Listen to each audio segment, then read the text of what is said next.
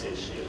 Right? I mean, you know, I keep forgetting the hell kicked out of them around this country. Where was the NAACP? Then they got a new executive director, Ben Jealous. He started talking about this stuff. But then, at least from my perspective, almost out of nowhere, up emerged this powerful, remarkable, dynamic, beautiful woman heading the California NAACP who stood up and said marijuana prohibition has got to end, Prop 19 is the way to go, who fought the battles, and she's here with us today, Alice Huffman.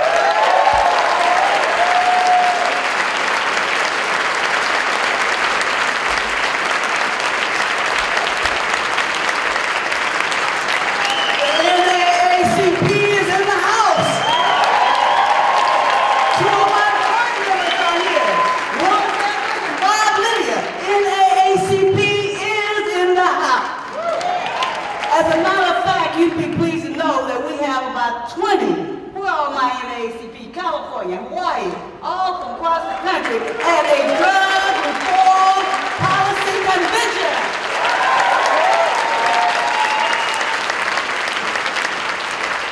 So I do bring you greetings from the National Board of Directors of the NAACP, and to tell you that yes, we passed that resolution to end the war on drugs. So to my young brother who's calling on leadership, you got it right here. And we're going to get it all across the country. We're going to join together. But I have another announcement to make. You know, as I bring you welcome from all these people, I have to bring you welcome from another group I joined yesterday. I am now a board member of LEAP.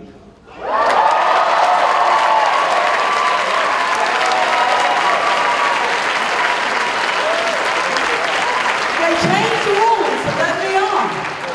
Now, you know you live at large when a board will change its rules so you can serve on its board. So I am very appreciative to sit with those law enforcement people and to listen to them and to learn so that we can be more effective. Now, you know, I know we're all here for different reasons. Some of you are here, like when I went to the normal conference. I don't have to tell you why you're here. I know why you're here.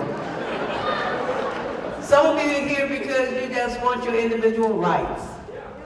Some of you are here because you just got people who are benefiting from cannabis because of the medicinal laws that have been passed.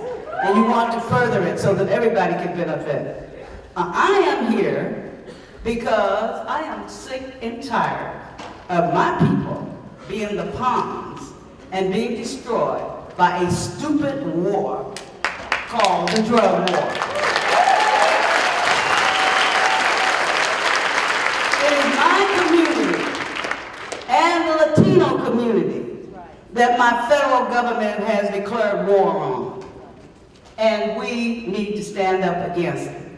Now, whether you come because you love marijuana and you want to advocate the use of marijuana, or whether you come to further your rights, it doesn't matter to me, because we're all here together. And together, we can end this war on drugs.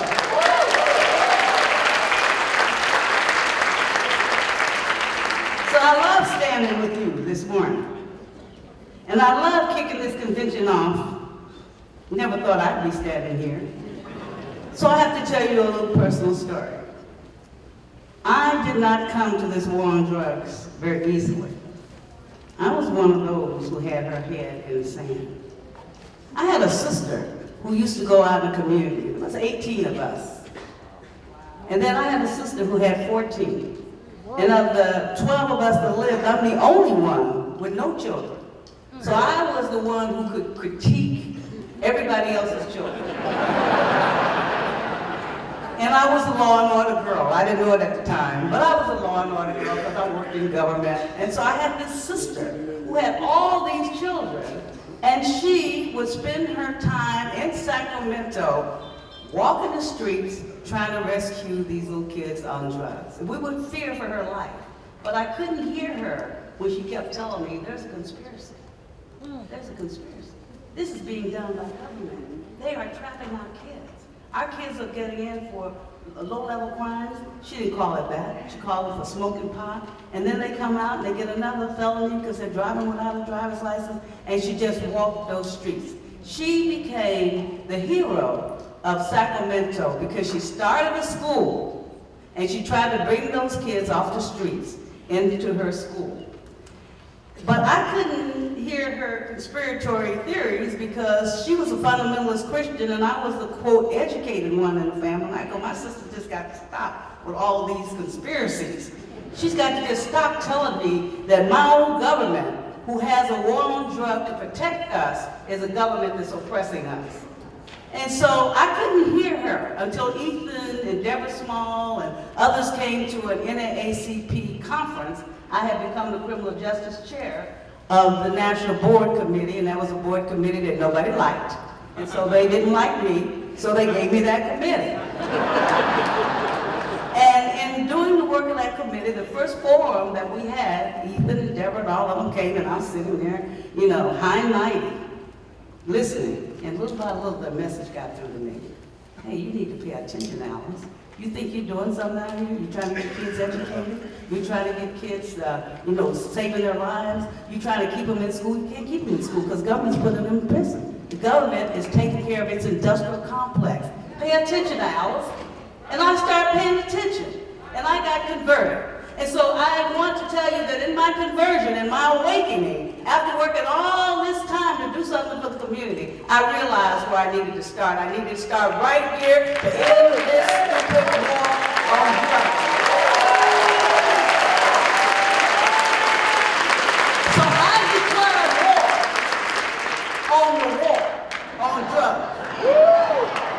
I'm waging a war against a government that doesn't treat its human beings like who are addicted, like citizens who need help. I have declared war on a government that has so many resources that it cannot give my little boys and girls in the community a job. They got to sell this cash crop out there so that they can have a little spending change in their pockets. And if there were jobs and things for them that would treat them like human beings, they wouldn't have to create this violence in my community trying to sell these drugs on the street. So they too can have some Nike tennis shoes. So my war on drugs says that we have to tell government one more time, just like we told them when there was slavery, just like we told them when they were anti-interracial marriages, just like we told them when there were the black codes, just like we told them when we're telling them about same-sex marriage. We got to let the government know when they're wrong. And this government is one more time wrong. It's wrong. I don't mind saying so, because we've lived in a place where we know change is possible, but it's never possible until we band together.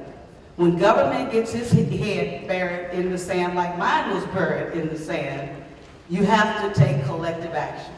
And it doesn't matter, a lot of people want to impugn the motives of those who are in the movement. I say, if you're in the movement, it doesn't matter what your motive is. What matters is that we work together. Right. And so, in honor of that sister who had 14 kids, who passed away this morning. Wow. I say, no, I wouldn't be here if it wasn't for her. If she hadn't started educating me, I wouldn't be here. She wouldn't want me to come home. She would want me to do what she longed to do, was to stand here and tell you that I finally woke up, that she helped wake me up.